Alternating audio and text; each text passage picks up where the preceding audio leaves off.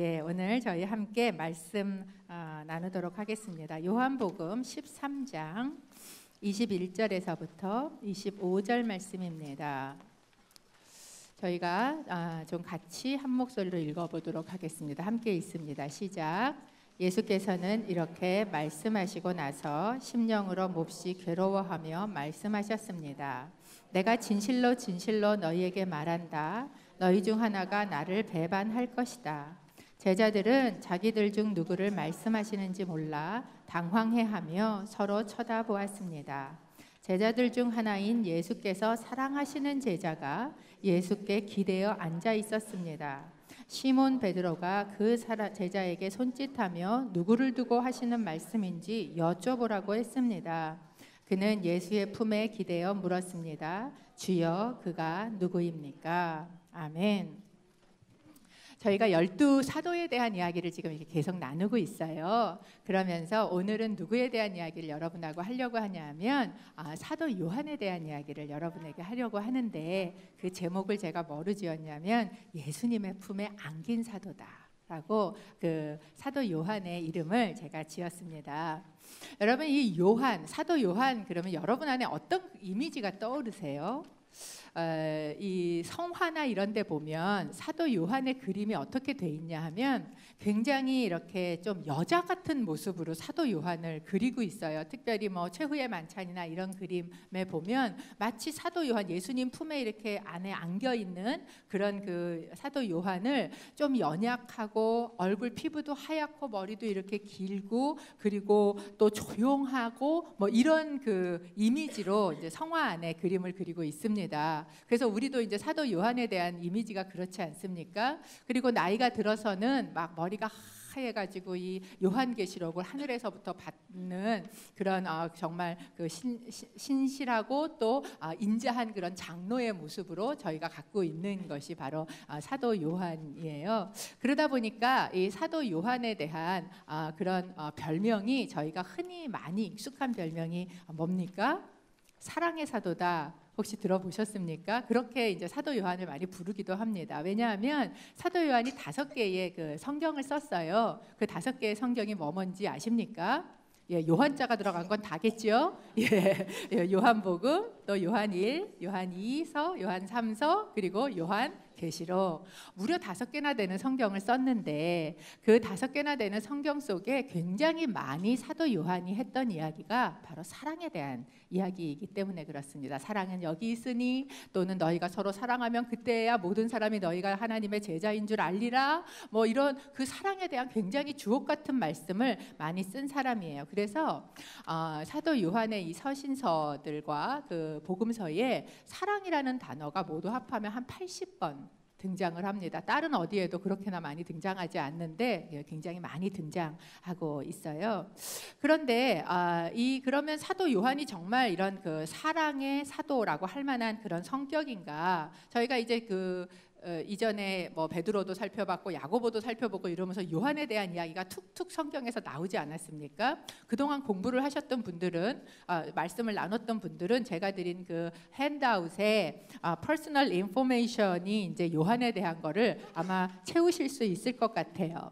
이름의 뜻은 요한이라는 이름은 여호와는 은혜로우시다라는 뜻입니다. 그래서 이름이 참 좋죠? 그러다 보니까 또 요한이라는 이름이 엄청 많습니다. 좋은 이름이라서 그래요. 그런데 그의 직업은 뭐였어요? 요한의 직업이 뭐였습니까? 요한 안 친하시죠? 여러분하고. 요한은 어부입니다. 그래서 그 야고보하고 형제지간이고, 그리고 이제 그 갈릴리 고향에서 고기 잡던 어부가 요한이에요. 그리고 부모님의 이름은 혹시 기억을 하십니까? 아버지는 누구예요? 세베대입니다. 어머니는 누구예요? 지난번에 야고보 할 때 제가 했는데 살로메라는 이름이다라고 여러분하고 나눴습니다. 그래서 아버지의 이름은 세베대고 어머니의 이름은 살로메입니다. 고향은 어디인가? 고향은 갈릴리 호숫가입니다. 그곳에서 고기 잡는 일을 하다가 예수님을 또한 만났지요. 별명이 있었어요. 예수님이 지어준 별명. 혹시 기억하십니까? 뭐예요? 이렇게 말씀을 드려도 항상 잊어버리시니까 목사들이 참 편해요. 기억을 못 해주셔서 보아너게라는 별명을 이 두 형제에게 붙여주셨어요. 야고보와 요한에게. 그 뜻은 뭐냐면 우레의 아들이다 라는 뜻이다 라고 말씀을 드렸어요. 그의 형제는 이미 제가 여러 번 얘기했어요. 유명한 형제 누가 있죠? 야고보가 요한의 형입니다. 우리가 지금까지 성경에 등장한 이 요한에 대한 이야기를 쭉 읽어보면 그는 막 방 안에만 있었고 얼굴은 창백하게 하얗고 그리고 조용하고 이런 여자 같은 모습보다 오히려 어떤 모습입니까? 좀 더 건장한 청년이고 그리고 이 갈릴리의 그 파도를 헤치면서 물고기를 같이 잡고 그리고 또 형이랑 같이 한번 화가 나면 얼굴이 시뻘게 갖고 막 보아너게 우레의 아들 같은 이런 그런 별명을 얻을 정도의 기질적으로 그리고 막 그 바닷바람에 고기 잡느라고 타고 거칠어진 그런 모습. 오히려 우리가 생각하는 그 그림에 나타나는 요한하고는 조금 다른 모습을 성경은 저희에게 이야기해주고 있습니다. 도대체 이 요한이라는 사람은 어떤 사람이었을까?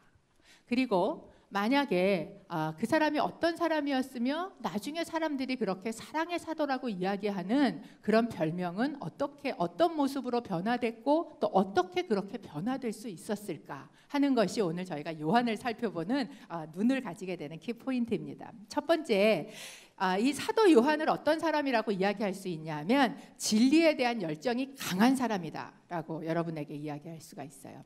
이런 똑같은 이야기를 제가 앞서 했던 한 제자에게 했었습니다. 그게 누구였는지 혹시 기억하십니까? 예, 역시 안드레였습니다. 왜냐하면 요한복음 1장에 보면 안드레와 또 한 제자가 누구의 제자가 됐어요? 세례 요한의 제자가 됐어요. 이 세례 요한이라는 사람은 당시 어디에서 가르침을 하고 있었냐면 광야에서 가르침을 하고 있었어요.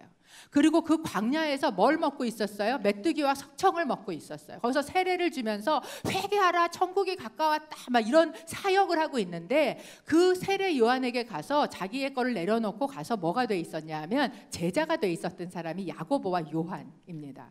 그러니까 누구의 제자가 된다는 건 그 환경 속에 들어간다는 건데 여러분 광야에 들어가서 이 세례 요한의 제자로 지낸다는 게 보통 열정 갖고 될 일이 아니지 않습니까? 그러니까 굉장히 진리의 그 마음을 가지고 있는 정말 진정한 이 시대의 선지자적인 외침 이 소리가 관심을 갖고 있었던 사람이 안드레였고 안드레하고 고향 친구가 누구냐 하면 바로 이 요한이에요. 요한복음에는 단 한 번도 자기 이름을 적지 않아요. 그렇기 때문에 그 제자가 요한인지 알 수 없지만 누군가 그렇게 세밀하게 굉장히 세밀하게 이제 세례 요한이 무슨 얘기를 했고 어떻게 했고 이야기가 나오잖아요. 그걸 보면 이건 딴 사람이 옆에서 알 수 있는 내용이 아니에요. 안드레가 적지 않은 이상. 그렇다면 안드레가 아니라면 누구예요? 이 글을 쓴 사도 요한이구나라는 것을 알 수 있습니다. 요한이 이제 그렇게 광야에 나가서 그래서 세례 요한의 제자가 되어 있었던 사람이에요.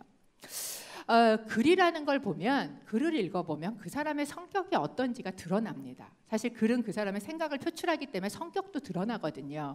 그런데 이 사도 요한의 글을 읽으면 이 사람이 굉장히 명확한 진리를 추구했던 사람이라는 것이 드러나요. 요한복음에 보면 요한복음은 분명한 진리를 추구하고 있으며 그 로고스 분명한 진리를 추구하고 있으며 또한 이렇게 어정쩡하게 회색지대의 중간지대에 있는 걸 용납하지 않아요. 요한복음에는 분명히 빛과 어두움이라는 것을 두 개를 딱 분리해서 이야기를 하고 있고요. 뿐만 아니라 죽음, 생명 이렇게 딱 갈라서 중간은 없다 라고 이야기를 해요. 또는 사단의 왕국에 속했느냐 아니면 하나님의 나라에 속했느냐 이 분명한 선을 긋고 있습니다. 네가 하나님의 자녀냐 아니면 사단의 자녀냐. 이 이야기는 뭐냐면 사도 요한이 이렇게 진리에 대한 열정, 세례 요한을 쫓아다닐 만큼 열정이 있었던 것만큼 또한 진리에 대해서도 칼과 같이 기준을 가지고 있는 사람이었다라는 것을 저희가 알 수 있습니다. 서신서에도 그 성향이 고스란히 드러나요. 요한일서 1장 6절 저희가 좀 한번 같이 읽어볼까요? 시작. 만일 우리가 하나님과 사귐이 있다고 하면서 여전히 어둠 가운데 행한다면 우리는 거짓말하는 것이며 진리를 따라 사는 것이 아닙니다. 요한3서 11장도 이렇게 이야기를 합니다. 시작. 사랑하는 사람이여 악한 것을 본받지 말고 선한 것을 본받으십시오. 선을 행하는 사람은 하나님께 속해 있으나 악을 행하는 사람은 하나님을 보지 못했습니다. 굉장히 두려운 말이고요. 칼같이 선포하고 있는 말씀이에요. 니네가 하나님을 만났고 하나님을 알고 하나님과 사귄다고 하면서 여전히 죄를 짓고 있다면 너는 거짓말하는 거고 너는 진리에 속해 있지 않고 너는 하나님을 알지도 못하고 하나님을 보지도 못한 자다. 굉장히 무섭게 칼같이 이야기하고 있어요. 이야기는 뭐예요? 네가 사단에게 속했냐? 하나님에게 속했냐? 네가 죄를 짓는다면 너는 하나님께 속한 자 아니야. 이렇게 이야기하고 있는 거예요. 굉장히 무서운 말씀이지요. 사실 이 진리에 대한 칼 같은 성격은 바울이 더 유명합니다. 바울 성격이 한 칼 하지 않습니까? 그런데 이 바울의 서신서를 들여다보아도 바울도 로마서 7장 같은 데 보면 내가 하나님을 믿음에도 불구하고 여전히 죄를 짓고 있는 그 갈등을 굉장히 길게 쓰고 있어요. 그래서 내가 마음에 원하는 바 선은 행하지 않고 내가 마음에 원하지 않는 바 악만 행하고 있다. 이 오호라 공고한 이곳에서 누가 나를 건져내랴. 이런 우리가 예수를 믿으면서도 죄를 짓게 되는 어떤 예외적이고도 그 힘든 갈등에 대해서 길게 쓰고 있어요. 그런데 요한은요, 짤이 없어요.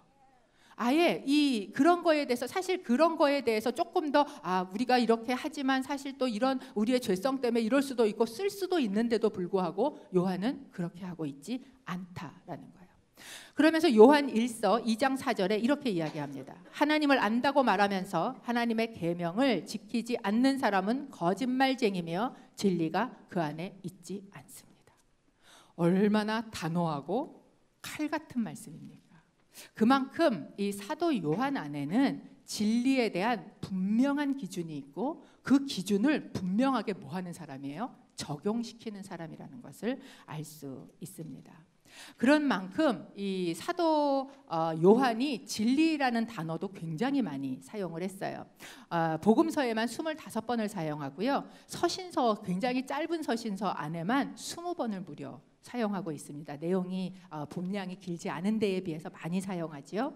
요한3서 4절에 보면 나는 내 자녀들이 진리 안에서 행한다는 소식을 듣는 것보다 더 큰 기쁨이 없습니다 라고 이야기를 해요. 우리는 사도 요한을 사랑의 사도라고 아는데 그렇다면 이렇게 써야지 맞잖아요. 나는 내 자녀들이 사랑 안에서 행한다고 듣는 것보다 더 큰 기쁨이 없습니다. 이렇게 써야 맞는 것 같은데 이 사도 요한은요, 진리 안에서 행하는 것을 나는 정말 기뻐한다 라고 쓰고 있는 것이죠.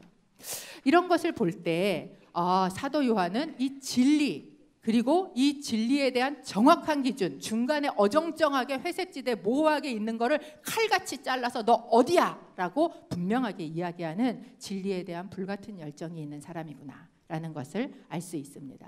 두 번째, 그의 성격이 어땠는가? 그의 성격이 불같은 성격이었어요.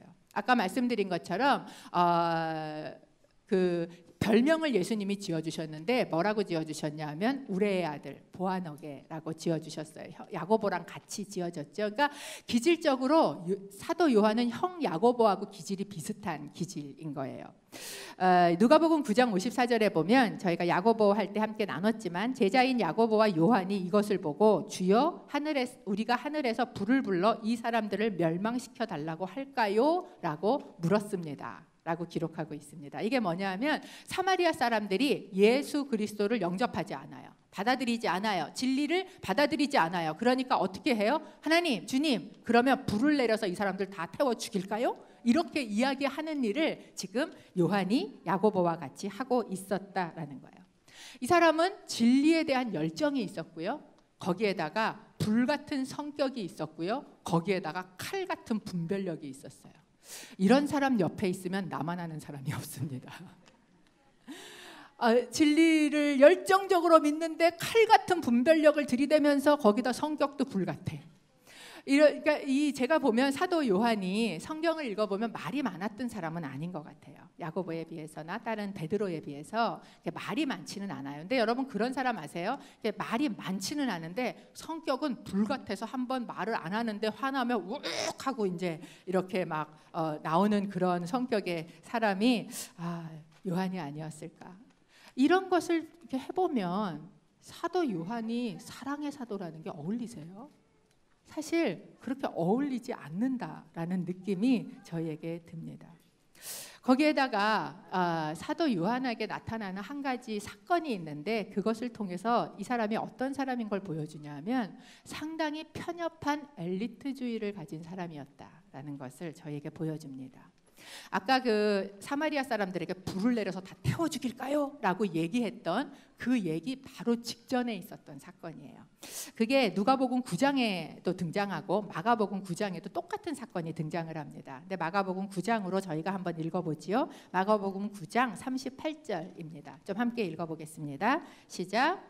요한이 말했습니다. 선생님의 이름으로 귀신을 쫓아내는 어떤 사람을 보고 우리를 따르는 자가 아니어서 우리가 그에게 하지 못하게 했습니다. 이 사도 요한이 혼자 등장하는 그리고 사도 요한이 혼자 말하는 유일한 대목이 사실 복음서에서 이 대목이에요. 그러니까 요한이 혼자 자기가 말을 하는 유일한 대목에서 뭐라고 얘기하냐 하면 이렇게 얘기를 하는 거예요. 어떤 사람이 귀신을 쫓는데 예수님의 이름으로 귀신을 쫓는 거예요. 그런데 그 사람이 우리 제자 그룹이 아니야. 한마디로. 우리랑 같이 제자 그룹 안에 들어와 있지 않는 사람이 예수님 이름으로 지금 귀신을 쫓는 걸 보고 뭐라고 얘기했어요? 야, 너 누구 허락받고 지금 이 사역하고 있어? 너 어느 교단 소속이야? 이제 이렇게 우리가 지금 안수증도 안 줬는데 함부로 우리 예수님 이름 가져다가 지금 귀신을 쫓고 사역을 해? 그러면서 하지 마라고 못하게 했다 하는 이야기를 사도 요한이 하고 있습니다. 이 말은 자신의 그룹만이 가지고 있는 특권을 자기네만 가지겠다는 엘리트 의식을 저희에게 보여주고 있어요. 우리끼리라는 것이 굉장히 강하다는 거죠. 교회 안에도 사실 이 우리끼리가 굉장히 강한 사람들이 계셔요. 이너서클을 만들어서 이렇게 우리끼리 갔으면 좋겠다 이런 마음이 있고 이 우리끼리 친한 이것을 오픈하는 게 싫으신 분들이 그래서 거기에 좀 모르는 다른 사람이 들어오는 게 굉장히 싫고 불편하고 그냥 우리는 우리끼리 가게 냅두세요 이렇게 이야기하시는 분들이 계십니다. 그리고 이렇게 하다 보면 항상 우리 팀이 최고예요. 그래서 항상 갈라요. 우리 팀, 네 팀. 이렇게 해서 팀을 이렇게 가릅니다. 뿐만 아니라 사실 이제 뭐 교회 헌금으로 우리가 다 물건을 사는데 근데 이건 우리 팀 거라는 거예요. 그래갖고 다른 팀에서 쓰면 막 화를 내고 절대 못 쓰게 하고 이런 일들도 있습니다. 또한 정보도 우리끼리만 알자 이러면서 이렇게 이야기하는 경우들도 있어요. 이런 사람의 특징은 사역을 잘하는 사람인 경우에 그런 일들이 있습니다. 의외로 이런 사람들이 사역을 잘해요. 잘하다 보니까 이렇게 드러나지고 잘해진 어떤 공을 누구하고 쉐어하는 게 싫은 거예요. 또 하나 그러다 보니까 이게 쉐어하지 않는 특징이 있습니다. 그래서 내가 잘한 공도 누구랑 나누는 거 싫어요. 이 팀 저 팀 같이 하는 거 별로 안 좋아해요. 우리 팀이 하고 우리 팀이 안 하면 아예 안 하고 말아요. 안 하고 말지. 이렇게 내가 왜 누구 옆에서 돕는 일 그런 거 잘 안 해. 이런 것들이 있는 경우들 이 안에 있습니다. 이 사도 요한에게 그런 성향이 있었다라는 것을 보여주고 있어요. 그리고 이것은 사도 요한 안에 있었던 인네이트한, 그러니까 내추럴하게 가지고 태어난 성향 중에 하나다라는 것을 저희가 알 수 있습니다. 그렇다면 우리가 흔히 얘기하는 사도 요한은 사랑의 사도야 라고 얘기하는 그 성품은 요한이 가지고 태어난 성품이 아니라는 거예요. 그것은 이 사도 요한이 나이가 들어가면서 예수 그리스도 안에서 변화된 성품이다라는 것을 우리가 알 수 있게 해줍니다. 어떻게 사도 요한은 이렇게 강성인 이 성향을 가지고 정말 사랑의 사도라는 별명을 가지는 사람으로 변하게 되었을까? 이 사람이 변화하게 된 내용과 그리고 변화한 다음에는 어떤 모습이 되었을까? 라는 것을 저희가 좀 살펴보려고 합니다. 첫 번째는 아까 얘기한 것처럼 사랑의 영성을 가지게 되었다는 거예요. 어떻게 이 사도가 사랑의 사도가 됐지? 라는 것을 마가복음 9장을 조금 더 줌인을 해서 살펴보면 저희가 알 수 있는데요. 마가복음 9장 1절은 이렇게 시작을 하고 있습니다. 함께 읽어보지요. 시작. 내가 너희에게 진실로 말한다. 여기 서 있는 사람 가운데 죽기 전에 하나님 나라가 능력을 떨치며 오는 것을 볼 사람이 있다. 사실 이 구절은 저희가 읽은 사람들 중에 좀 시험이 드는 사람들도 많아요. 예수님이 뭐라 그러셨냐면 제자들을 쭉 놓고 이 제자들 중에 하나님 나라가 능력으로 떨치고 오는 걸 죽기 전에 볼 사람이 있어? 라고 이야기하셨는데 2000년이 지나고 그 사람들 다 죽은 거예요. 그러니까 예수님 말이 이게 뭐야, 죽기 전에 본다 그러더니 라는 생각이 우리 안에 들 수가 있습니다. 그런데 이 예수님께서 선포하신 말씀에 대한 해답은 바로 이어지는 사건에 있어요. 그 이어지는 사건이 뭐냐 하면 변화산 사건입니다. 예수님께서 정말 친하게 그런 제자 세 사람을 데리고 변화산에 올라가셨어요. 누구지요? 베드로, 야고보, 요한. 요 세 사람을 데리고 변화산에 올라가셨어요. 거기를 올라가셔서 뭐를 벗으셨냐 하면 이 인간적인 육체의 베일을 벗었어요. 사실 예수님께서 하늘의 그 보좌에 앉아 계신 분이 인간의 장막을 입고 여기 안에 들어오셨잖아요. 근데 이걸 벗으셨어요. 그러니까 갑자기 하나님의 나라의 그 영광이 그 안에 확 드러나져 버린 거예요. 그러면서 그 하나님의 나라를 지금 함께 통치하는 누가? 엘리야와 또 모세가 그 영광 중에 하늘로부터 내려온 걸 봤어요. 그래서 하나님의 나라가 영광 중에 임하는 그 하나님의 영광, 나라의 영광, 쉐키나의 영광을 그 자리에서 이 제자들이 보게 되었다라는 거예요. 그걸 보니까요, 하나님의 영광을 보면 무섭습니다. 제일 먼저.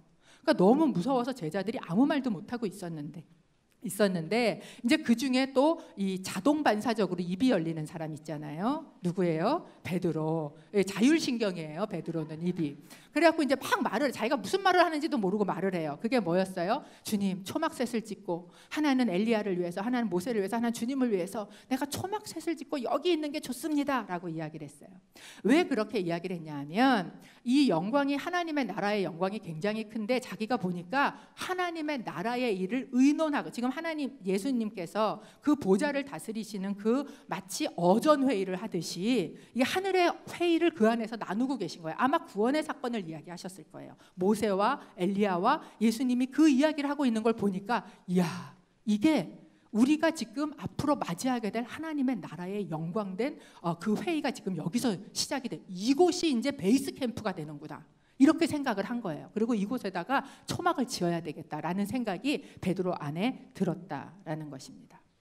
그렇게 얘기를 하고, 그러고서는 이제 막 여기서 뭔가 계속 될 것 같은데 예수님께서 그러고 난 뒤 싹 없어지고 나시더니 뭐라 그래요? 본고 아무한테도 말하지 마. 그러면서 하늘에 이제 그 산에서 내려오게 되었어요. 한번 세 사람을 생각해 보세요. 얼마나 말하고 싶었겠어요. 막 입이 막 근질근질 내가 뭐 봤는 줄 알아? 올라가서 막 이루고 싶은 그런 게 특별히 베드로. 그 입을 닫고 있느라고 얼마나 힘들었을까, 그런 생각이 듭니다.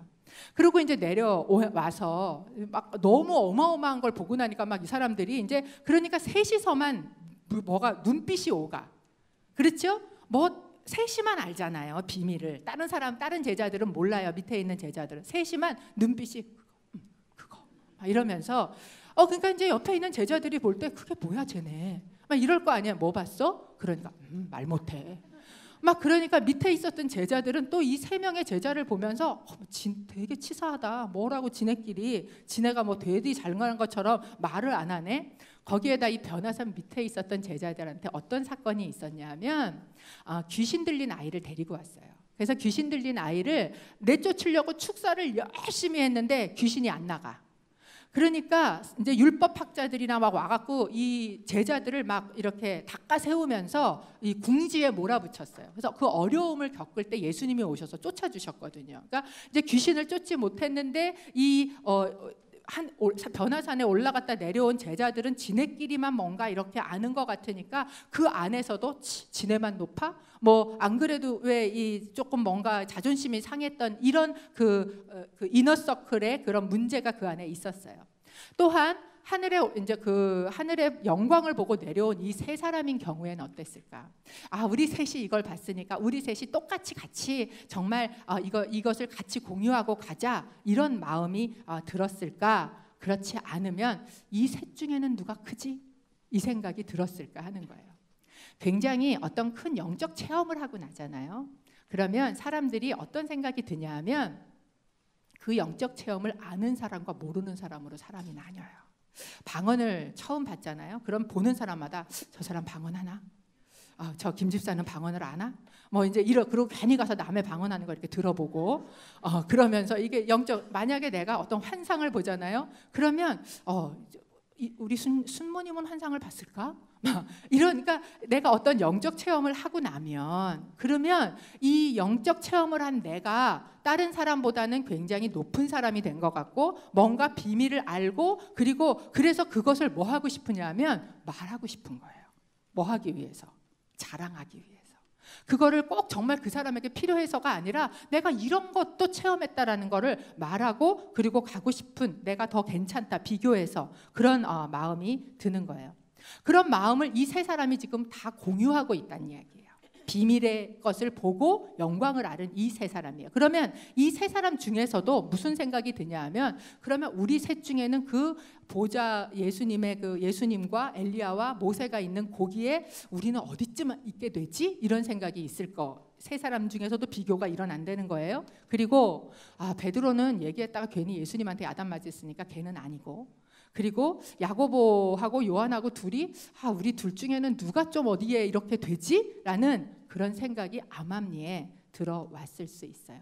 그랬기 때문에 이 제자들이요, 이 변화산 사건을 겪고 나서 그 다음에 어디로 옮겼냐 하면 갈릴리로 옮겨가는 도중에 무슨 일이 일어났냐 하면 누가 크냐라는 싸움이 일어납니다.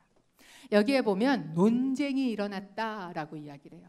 그러니까 말이 논쟁이지요. 뭐 했단 얘기예요? 싸웠단 얘기예요. 야, 뭐 변화산 올라갔다 왔다고 너만 높은 자냐? 같이 12명이 똑같지. 이러고 나머지 제자들은 말했을 거고, 나머지 3명 중에서는 그래도 그 순간에 내가 예수님하고 10cm 가까이 있었는데, 뭐 이런 생각이 야고보와 요한과 베드로 사이에도 내가 더 그래도 조금 높은, 이런 그 비교와 그 큰 자에 대한 이야기가 그 안에 분명히 속에 있었고, 그게 은연중에 밖으로 나와서 그래서 그 안에 싸움이 일어났다. 말이 논쟁이지 결국 뭐 했다는 얘기예요? 싸웠다라는 얘기예요. 그러니까 예수님께서 가버나움에 도착하신 다음에 제자들을 다 불러 모으셨어요. 그리고 질문을 하셨어요. 뭐라 그랬냐면 너네 오는 길에 왜 싸웠냐? 그리고 질문을 하셨어요. 그러니까 제자들이 갑자기 입을 다물고 말을 못했어요.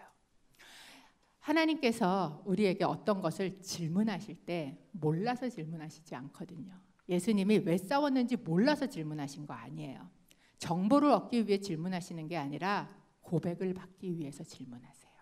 너희 왜 싸웠냐? 마치 아담에게 아담아 네가 어디 있느냐? 몰라서 물어보시는 게 아니에요. 그의 고백을 듣기 위해서 물어보시는 장면이라는 거죠. 제자들이 분명히 너무 치사하게 누가 높으냐 갖고 싸웠으니까 말을 못하고 입을 다물고 있었어요. 그때 예수님께서 해주신 말씀이 마가복음 9장 35절에서 37절 말씀입니다. 무슨 얘기를 하셨냐면 이렇게 얘기하셨어요. 야, 첫째가 되고 싶으냐? 그러면 꼴찌가 돼야 돼. 네가 첫째가 되고 싶으면 섬기는 종이 돼야 돼. 그러면서 어린아이 한 명을 데려다 보여주시면서 얘기하셨어요. 이런 어린아이 한 명을 영접하는 게 곧 나를 영접하는 거야. 큰일, 대단한 일이 아니야 라고 예수님께서 이야기하고 계셨어요. 니네가 영적으로 무슨 체험을 했느냐가 아니야 라고 이야기를 하셨다라는 거예요. 예수님이 지금 말씀하고 계시는 건 뭡니까? 우리가 서로 비교해서 내가 더 높아 보이고 내가 더 큰 사람 같고 내가 더 괜찮은 사람 같고 그렇게 만족감을 누리는 것보다, 그래서 비교하면서 나는 이것도 아는데 쟤는 모르지 라고 그거 가지고 내가 만족하는 것보다 무엇이 중요한가? 정말 중요한 건 네가 낮아지는 게 중요하고 네가 섬기는 게 중요하고 약해지는 게 중요하고 봉사하는 게 중요하다. 여러분, 이게 뭐예요? 이게 사랑이에요. 사랑. 성경은 저희에게 사랑이 이렇다고 이야기합니다. 오래 참고 온유하고 투기하지 않고 또한 자랑하지 않고 교만하지 않고. 주님께서 얘기하시면서 너 큰 자가 되고 싶으냐? 너한테 사랑이 있는 게 더 중요해. 내 옆에 작은 어린아이 같은 한 사람 사랑하는 게 사실은 그게 나를 영접하는 것처럼 하늘나라에서 큰일이야 라고 이야기하시는 그 말씀을 요한이 듣다가 갑자기 저희가 지금 마가복음 9장 38절에 했던 요한이 말했습니다. 선생님, 우리를 따르지 않고 주님 이름으로 귀신 쫓는 자를 못하게 했어요 라고 이야기하고 있는 거예요. 왜 뜬금없이 요한이 갑자기 이 이야기를 하고 있을까요? 이 장면은 요한 단독으로 등장하는 유일한 장면입니다. 요한은 그런 사람이었어요. 집단 이기주의를 가진 사람이었어요. 분파주의를 가진 사람이었어요.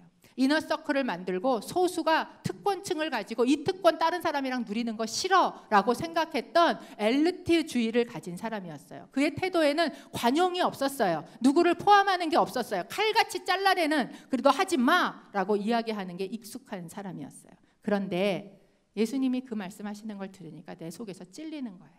아, 내가 그런 일 했었는데 생각나는 거예요. 여러분, 우리가 하나님의 어떤 말씀을 들을 때 그 말씀 속에 내 속에서 불현듯 떠오르게 하는 사건들이 있잖아요. 내가 이렇게 했는데 그 말씀에 나를 비추어 보니까 이거 주님이 아니라 그러시네. 그런 거 있지 않아요? 요한이 그런 거예요. 그러니까 갑자기 그 입에서 툭 하고 나온 말이 이 말씀이었던 거예요. 즉 뭐를 하고 있는가? 고백을 하고 있다는 거예요. 그리고 이 고백을 하는 순간이 사실은 요한이 변화하고 있는 순간이에요. 언제 우리의 삶 안에 변화가 일어나는가? 우리가 고백을 할 때 그 변화가 일어난다는 거예요.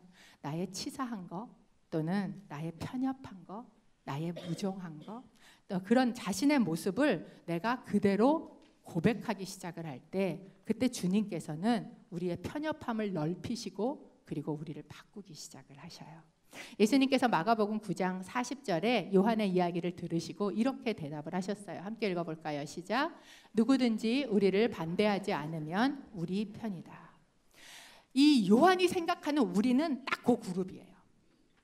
그런데 예수님께서 요한의 우리라는 것을 더 넓혀주고 계셔요. 더 넓은 우리를 가지게 됐어요. 여러분한테 우리는 누구세요? 몇 명이나 되세요? 어떤 분은 우리 얘기하면 내 가족만이에요. 내 가족만 우리야. 나머지는 다 절이야. 그런 분들이 계셔요. 아니면 내가 같이 만나는 친한 몇 사람, 요 사람만 우리야. 그래서 우리가 그러면 항상 그것만 우리인 분들도 계셔요. 요한에게도 그 우리는 정말 작은 그 이너서클 몇 사람밖에 없었어요. 그런데 예수님께서 반대하지 않으면 다 우리야. 네 우리를 좀 넓혀봐. 많은 사람들을 좀 네 안에다가 이렇게 품어봐 라고 넓혀주시는 시간이 되었다라는 거예요. 이렇게 고백을 할 때 요한을 바꾸고 계시는 거예요, 주님이. 이렇게 함으로써 이 사도 요한 안에 무슨 사건이 일어나냐면 진리만 가지고 있던 사람이 사랑과 균형이 잡히기 시작을 했어요. 그래서 요한 2서에 보면 사도 요한이 이렇게 글을 쓰고 있습니다. 함께 읽어볼까요? 시작.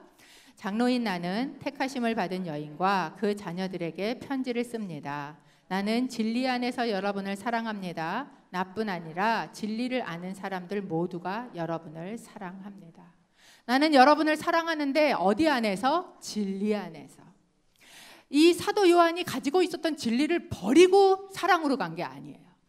이 진리는 가지고 있어요. 거기에다가 뭐를 얹어요? 거기에다 사랑을 얹어요. 그래서 이 둘의 균형을 잡게 되었다라는 겁니다.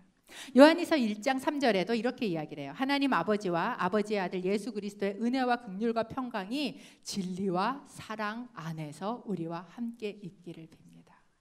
진리는 가지고 있던 성향이에요. 근데 그 진리에 하나님께서 요한에게 무슨 성향을 더 넣어주고 계셔요? 사랑의 성향을 더 넣어주고 계시다라는 거예요. 이 사건이 지나고 난 다음에 요한이 이제 바뀌었다고 제가 말씀을 드렸잖아요. 그런데 바로 마가복음 10장에 가면 무슨 사건이 나오냐면 요한이요, 야고보 형이랑 같이 예수님한테 가서 예수님 보좌에 우의정 좌의정 우리 주시면 안 돼요? 라고 이야기하는 장면이 마가복음 10장에 보면 등장을 합니다. 그러니까 사람이 순간에 바뀌지 않는다라는 것을 보여주고 있는 거예요. 자기 둘만 갔냐? 누구까지 모시고 갔어요? 마태복음 20장에 보면 어머니 살로메까지 모시고 가갖고 압력을 넣어가면서 내가 높은 자리에 있겠다고. 분명히 예수님한테 그 얘기 듣고 야 높아지려면 낮아져야 돼, 종이 돼야 돼 얘기 들었잖아요 9장에서. 그런데 10장에 가서 그 짓을 또 해요 요한이. 그렇게 하니까 예수님께서 뭐라 그러시냐면 마가복음 10장 43절 44절 저희가 좀 읽어보겠습니다. 시작. 그러나 너희는 그렇게 해선 안 된다. 오히려 누구든지 너희 중에서 큰 사람이 되고 싶은 사람은 너희를 섬기는 자가 돼야 하고 누구든지 으뜸이 되려는 사람은 모든 사람의 종이 돼야 한다. 아까 들은 얘기랑 같은 얘기예요? 틀린 얘기예요? 똑같은 얘기잖아요. 도대체 이 똑같은 얘기를 몇 번을 해줘야 되냐고요. 몇 번을 들어야 바뀌냐고요. 여러분, 우리는 이 사도 요한의 이 사건들을 보면서 무엇을 알 수 있는가? 한순간에 바뀌지 않는구나 라는 것을 저희가 알 수 있게 돼요. 제가 사실은 이렇게 사역을 해보면 그런 갈등이 생길 때가 있습니다. 이제 한 4년 5년 한 사역지에서 제가 사역을 하다가 거기에서 저한테 이렇게 회의가 들었어요. 그게 뭐였냐면 막 와서 예배도 드리시고 막 눈물도 흘리시고 그리고 막 은혜도 받았다 그러시고 그리고 그 다음에 내려가서 커피숍에 가서 대판 싸우시고 막 이러니까 제가 막 혼돈스럽게 시작을 했어요. 이제 거기서 제가 목사 안수도 받고 막 이렇게 했는데 도대체 나는 뭐를 하고 있는 거지? 이 설교가 과연 사람을 바꿀 수 있는가? 라는 회의가 사실 제 안에 그때 굉장히 많이 들었고 힘들었던 시간이 있었습니다. 그때 이훈 목사님이 이제 저희 수련회를 하러 오셨는데 저한테 물어보셨어요. 요새 뭐가 고민이세요? 그리고 물어보시길래 제가 질문했던 게 이거였어요. 목사님, 도대체 사람이 안 바뀌어요? 그리고 제가 얘기를 했더니 그때 목사님 저한테 주셨던 말씀이 뭐냐 하면 내가요 남이요? 이렇게 물어보시는 거예요.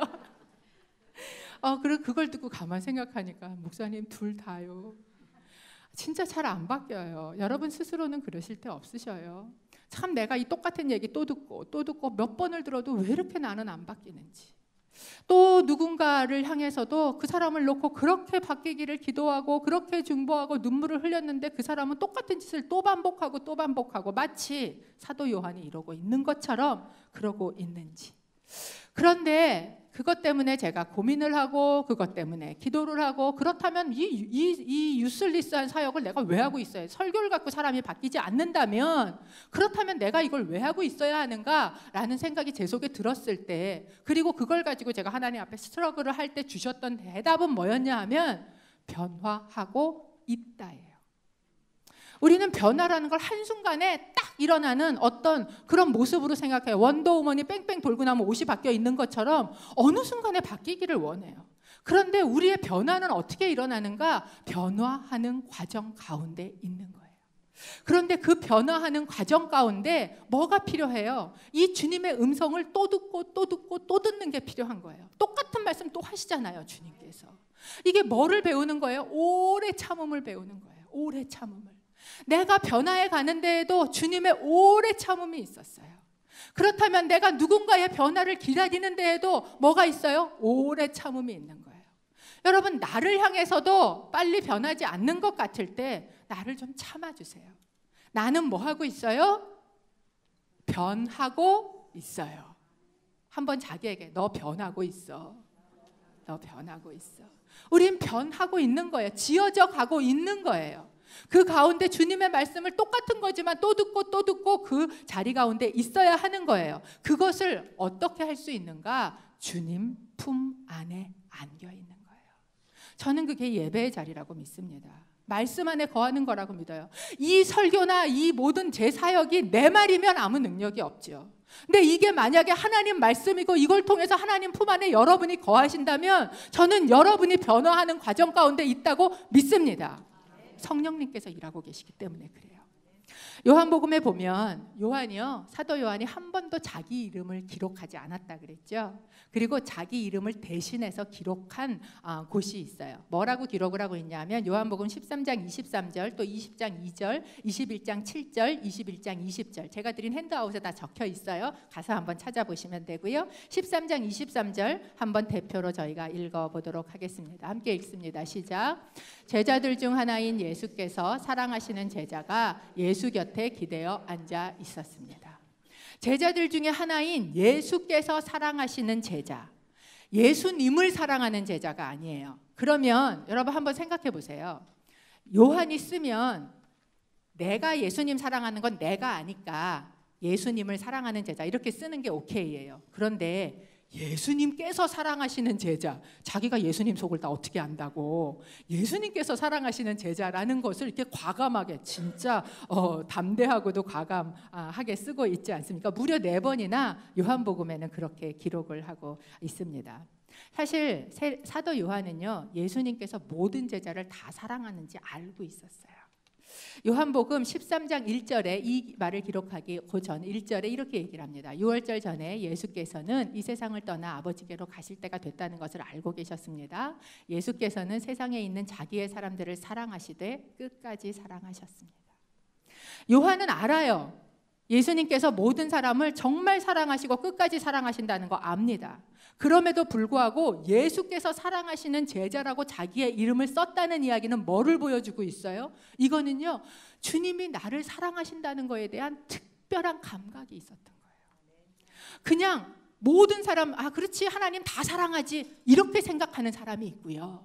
어떤 사람은 얘기를 해보면 하나님이 나를 너무 사랑해, 이것이 날마다 느껴지시는 분이 있어요. 이런 감각을 가지신 분이 있어요. 왜 하나님이 나를 이렇게 사랑하지? 나 같은 사람은 하나님 왜 이렇게 보고 계시지? 불꽃 같은 눈으로 다른 사람은 쳐다도 안 보고 나만 보고 있는 것 같아. 막 그러면서 주님이 나를 특별히 사랑하는 것 같아. 막 이게 어떻게 보면 약간 공주병일 수도 있지만, 그렇지만 여러분, 우리가요, 하나님하고 관계를 맺고 살아갈 때, 그때 하나님이 나를 사랑하신다는 감각을 가지는 것, 특별한 감각을 가지는 건 굉장히 중요해요. 왜냐하면 그분이 나 같은 사람을 이렇게 사랑해? 라는 이게 내 안에 가득 차 있을 때 우리는 어떤 모습이 되나? 감사하게 되고요, 우리는 겸손하게 되는 거예요. 하나님이 날 정말 사랑하시는구나, 하나님이 나를 이렇게 사랑하시는구나, 주님께서 나를 사랑하시는구나. 이 요한은요, 죽을 때까지 놓지 않았던 이 감각이 뭔가, 주님이 나를 사랑하신다라는 감각이었다는 거예요. 그렇기 때문에 모든 서신서 중에 유일하게 요한복음에만 예수님께서 이 제자들의 발을 씻기신 사건을 길게 기록하고 있어요. 다른 사람들은 그 섬김의 사랑을 기록하지 않고 있는데 반해서 요한은 그 사건을 길게 기록하면서 주님이 나를 사랑해서 뭐 하셨지? 섬기는 종이 되셨지. 주님이 나를 사랑하신다는 게 어떤 의미인지, 어떤 행함인지, 어떤 모습인지, 나를 사랑하기 위해서 무슨 값을 치르셨는지 요한은 잊지 않았다라는 겁니다. 어떻게 이럴 수 있었는가? 오늘 저희가 읽은 본문에 보면요, 2번이나 반복해서 나오는 단어가 있어요. 예수님의 품에 기대어 있었다, 예수님 품에 안겨 있었다라는 거예요.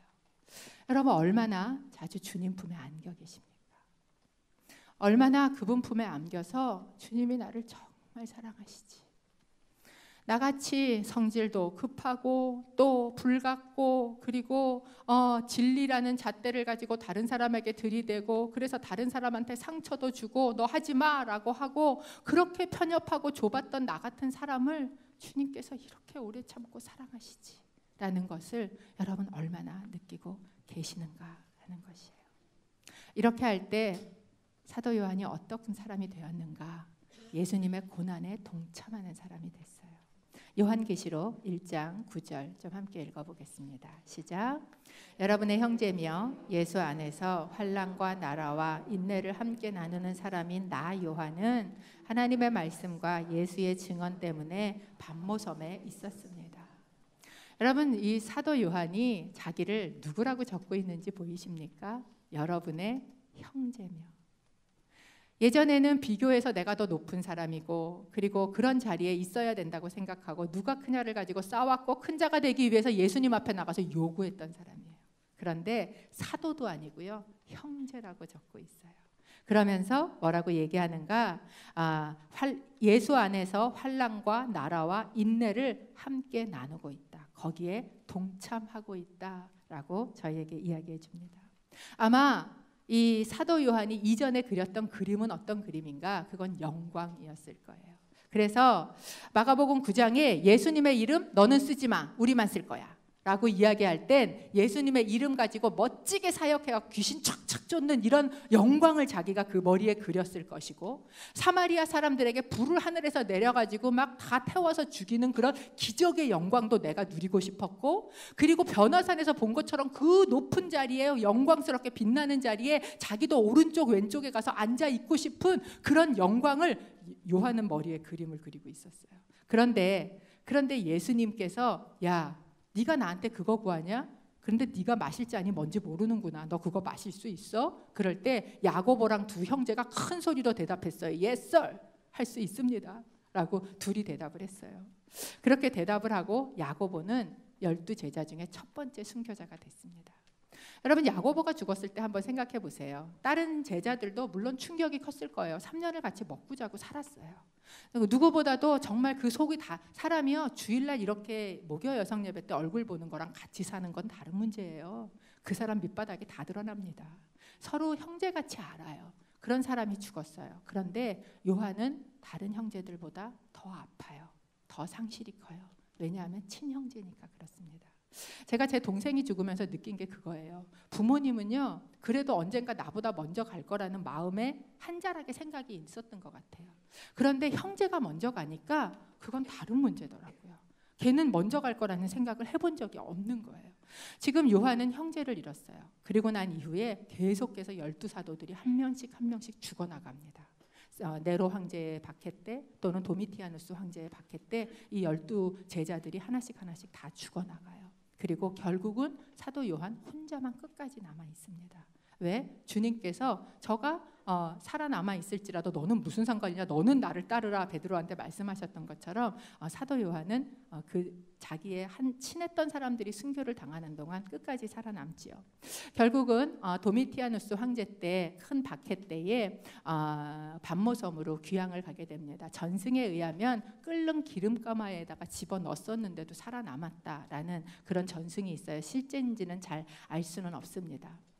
이렇게 고통과 고난과 어려움의 삶 속을 끝까지 다른 사람들을 다 보내면서 뒤에 혼자 남아 있는 거예요. 저는 이렇게 생각해요. 진짜 힘들 때는요, 차라리 죽는 게 속편해요. 오히려 살아남아 있는 게 더 어려울 수 있어요. 그리고 그 어려운 자리를 사도 요한이 지키고 있는 거예요. 다 사람들이 먼저 가는. 요한의 성격 같았으면, 지금 저희가 봤던 진리의 칼 같은 이런 성격 같았으면요, 확 전하고 순교해버리는 게 훨씬 속편했을 수 있어요. 그게 요한의 기질이에요. 그런데 주님께서 그를 끝까지 살려 놓으셨다라는 겁니다. 그리고 그는 헤롯 아그리빠의 그 핍박 때에 그 피신을 해서 에베소 지역, 소아시아 지역에 사도 바울이 전도했던 7교회들 있는 데에 가서 에베소에서 사역을 하면서 그 지역의 7교회들을 다 돌보고 다스렸다라고 이야기를 합니다. 그래서 결국 요한계시록이 그쪽에 있는 7교회들에게 가게 됐어요. 그리고 그 사람들, 정말 박해가 수도 없이 오는, 여러분 이 가보시면, 터키에 가보시면 갑바도기아 같은 데에 그 지하에 있는 정말 그런 카타콤, 그렇게 숨어 들어가서 가는 그런 그 사람들에게 예수 그리스도에 대한 믿음을 지키라고 끊임없이 사람들을 세우는 일을 끝까지 했었다라고 이야기를 합니다. 98세까지 한 100세 정도까지 살았던 걸로 아는데요. 나중엔 너무 기운이 없어서 말씀을 전하러 나오면 부축해서 이렇게 나와서, 그래서 서서 딱 한마디 하셨대요. 형제들이여, 서로 사랑하십시오. 그렇게 하고 내려갔었다. 그리고 그 마지막 주일까지 말씀을 전하고 그날 주님의 부르심을 받았다 하는 이야기가 저희에게 있습니다. 저희는 이 사도 요한을 함께 나누면서, 그러면서 여러분하고 함께 기도하고 그리고 가기를 원하는 것은 이것입니다. 아까 저희가 찬양했었던 것처럼 주 앞에 나가, 그 주님 품에 나가 저희가 있을 때 여러분, 주님은 우리를 변화시키는 줄로 믿습니다.